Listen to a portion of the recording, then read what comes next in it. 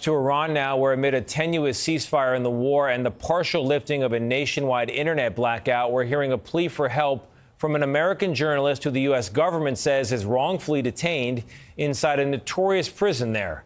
The details now from Face the Nation moderator and chief foreign affairs correspondent Margaret Brennan. Before his arrest nearly 2 years ago, Iranian-American journalist Reza Valizadeh reported for the U.S. government-funded Radio Free Europe.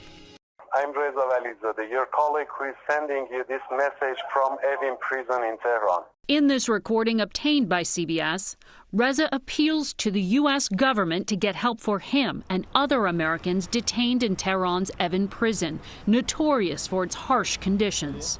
Even if treating our diseases is a big demand, it would have at least asked the Iranian authorities to reduce not all the physical pressure and mental torture against us. Valizadeh survived the Israeli bombing of Evin last June. When the war began 3 months ago, all contact was cut off, according to his lawyer, Ryan Fahey. A wrongfully detained American journalist is sitting in Evin prison and can't even leave the walls of that prison for medical treatment. And that's very difficult for Reza to reconcile President Trump's statements that we're going to bring Americans home. Iran's Revolutionary Guard Corps arrested Valizadeh in 2024. He was sentenced to 10 years for, quote, collaborating with a hostile government.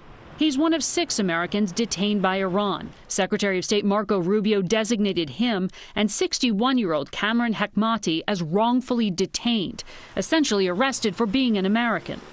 Valizadeh wonders why America returned the crews of detained Iranian vessels.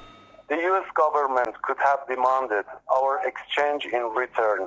CBS News has learned that none of the detained Americans will be released as part of the truce being negotiated by the U.S. and Iran. Now, a Trump administration official told me that they are closely tracking Reza and the other Americans. But my sources tell me the plan is to handle the hostages after a truce is brokered. I asked if the United States has pressed Iran to first release the Americans as a goodwill gesture, Tony, but I was told that was too sensitive to discuss. Margaret, thank you very much.